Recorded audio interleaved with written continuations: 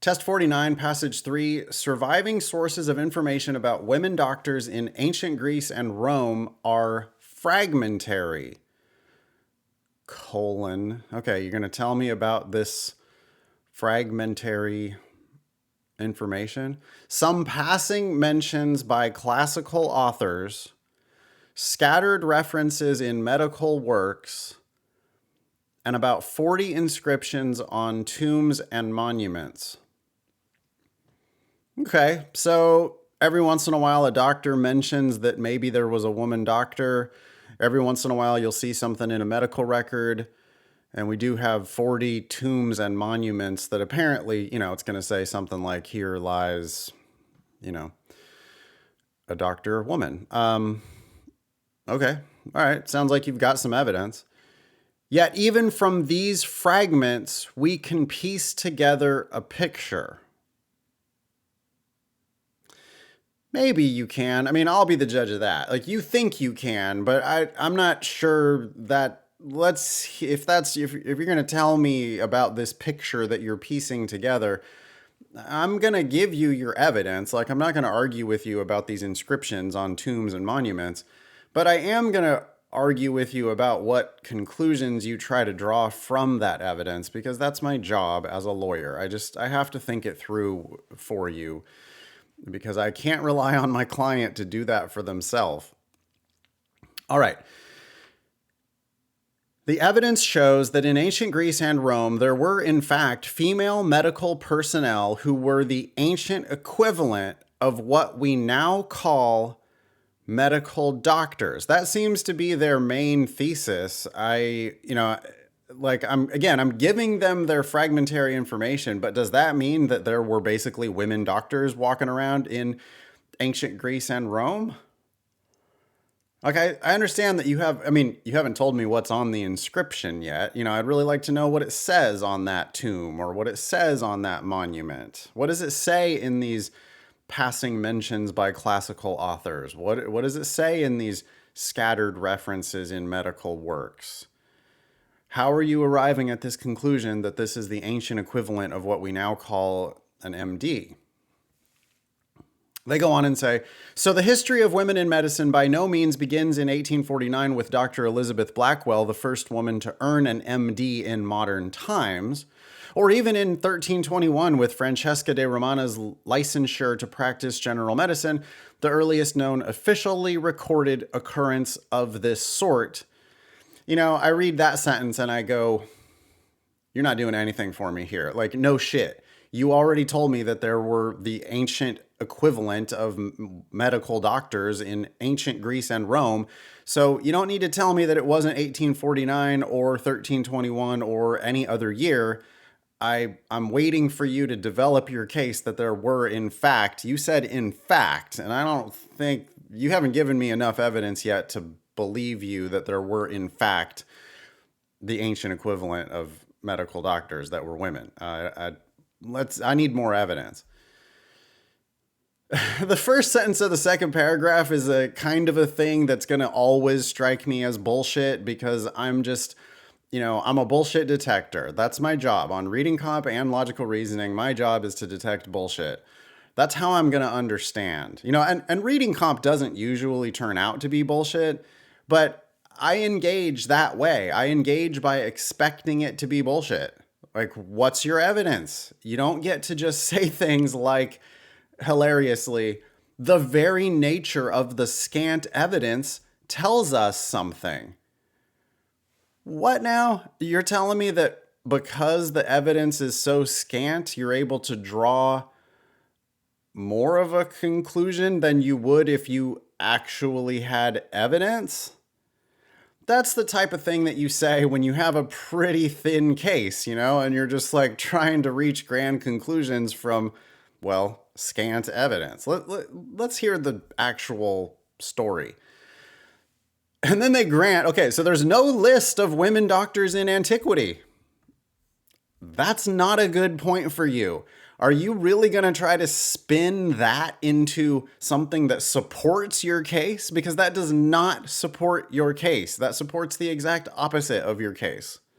So you're granting now While there isn't actually a list of women doctors in antiquity, there's no direct comment on the fact that there were such people.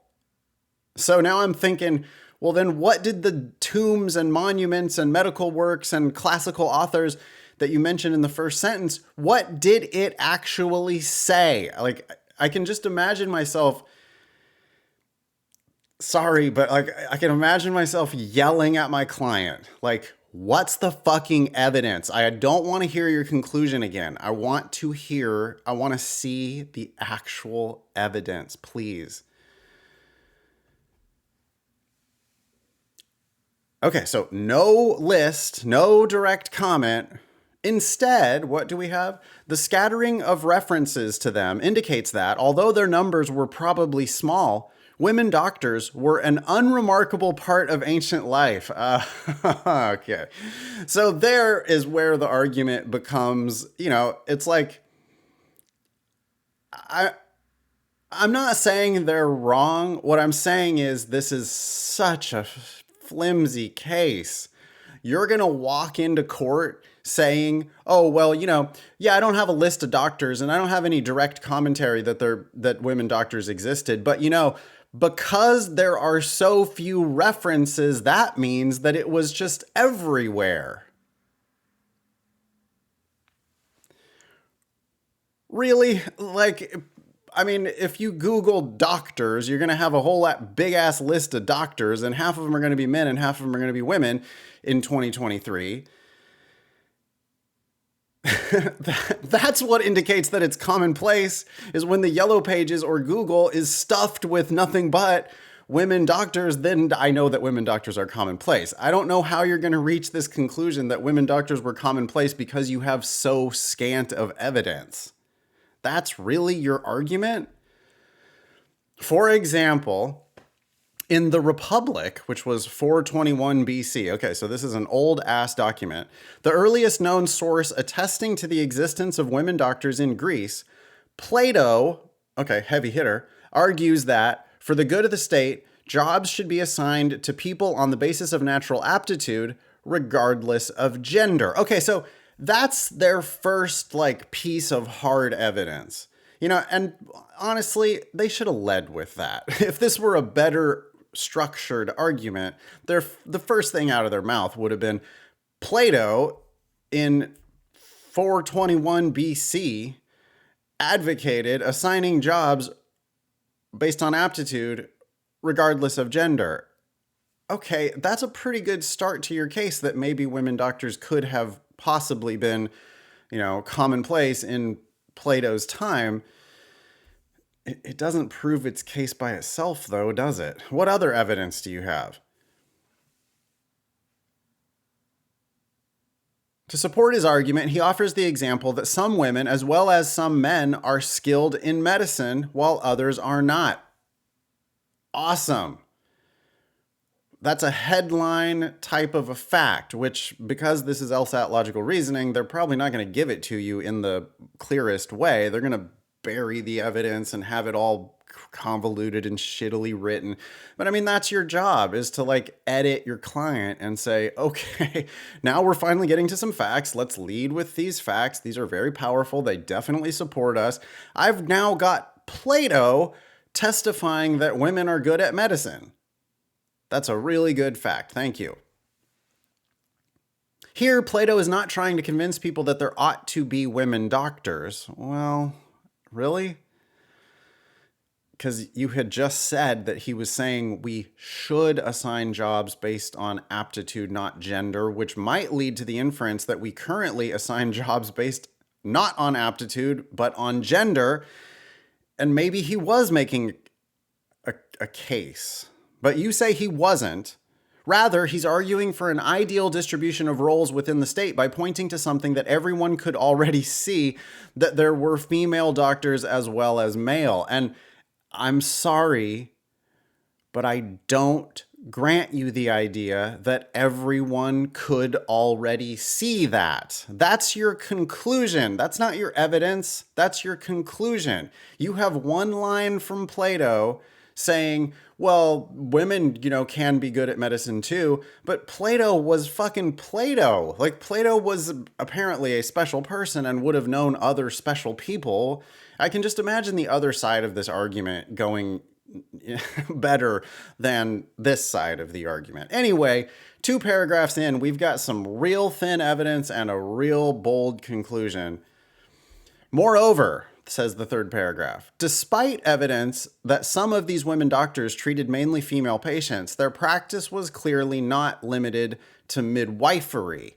And I reach across the table and I slap my client and I say, you're never saying the word clearly again. Stop saying bullshit like that. I want you to say evidence, and that's it. If you're not saying evidence, you're going to get talking to again. Both Greek and Latin have distinct terms for midwife and doctor. Okay, I'm listening. And important texts and inscriptions refer to female practitioners as the latter, that is, doctor. Well, why didn't you fucking say that at the beginning? It's like now we're finally getting around to literally their best evidence, which is we have ancient texts referring to women doctors. And in the same text, it also talks about midwives, and that's not what we're talking about. We're talking about women doctors. Thank you very much.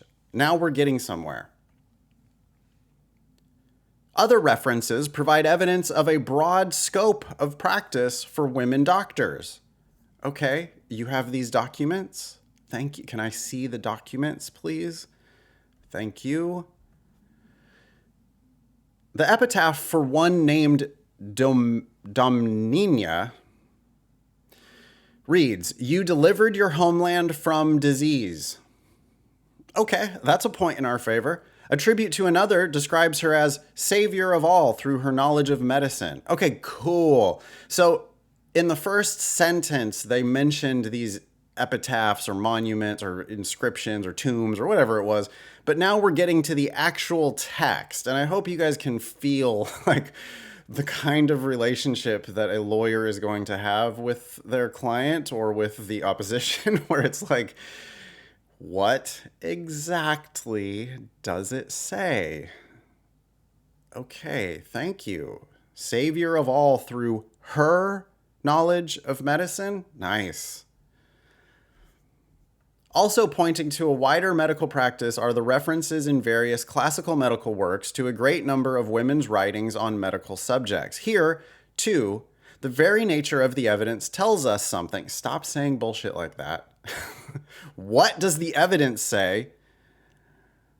For Galen, Pliny the Elder, and other ancient writers of encyclopedic medical works quote the opinions and prescriptions of male and female doctors indiscriminately, moving from one to the other and back again. Oh, the case you're trying to make there is that not only are you citing female doctors, you're citing female doctors alongside male doctors. This now gives me the impression that the female doctors might in fact be commonplace, because you're just treating them as medical experts rather than treating them as, oh, isn't that cute? A woman also, she thinks she's a doctor. Wow, that's interesting. Instead, you're just like, no, this is a medical encyclopedia. And these are more heavy hitters, by the way, Galen and Pliny the Elder, whatever. So now we've got multiple heavy hitters all chiming in and talking about women doctors as if they're a thing. Here's what I would say to my client. Can we please not talk about how scant the evidence is? Can we instead just talk about the evidence? Like, why would we want to present our own evidence as scant? Why are we saying things like, well, it's the holes in the data that tell us the most? Bullshit. The data is what tells us the most. Let's talk about the facts. I could rewrite this. Somebody have ChatGPT rewrite this to be a better, a more sure-footed argument. How about that? I bet it can do it in 2 seconds because there's evidence there. That's a good task for somebody. Okay. Last sentence. As with The male doctors they cite, these works usually simply give excerpts from the female authorities' writing without biographical information or special comment. Yeah, you already said that. They're going back and forth from male doctors to female doctors, and they're not like saying, oh, by the way, also, did you know that it's a girl? They don't have to do that. Okay, I understand. Your point is, I can't believe that they thought that the beginning of the second paragraph should start with the very nature of the scant evidence tells us something.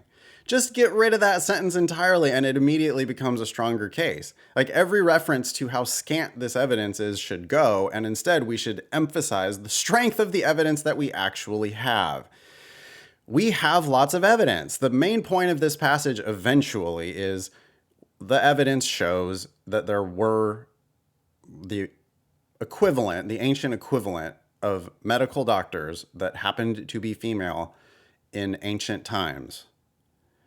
And it's their own weird editorializing against themselves, saying how bad their evidence is what makes it so hard to read this passage.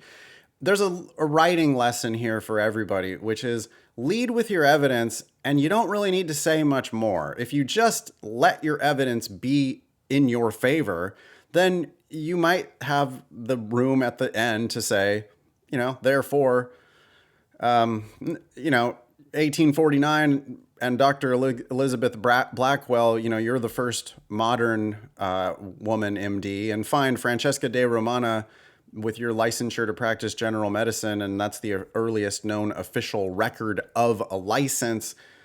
Good for you, but we got to be honest here that this shit was happening 1400 years at least before that, and let's look at all that, or as the evidence I have already specified shows. Start with your evidence if you can, and end with your conclusions. That's the end of my TED Talk on that.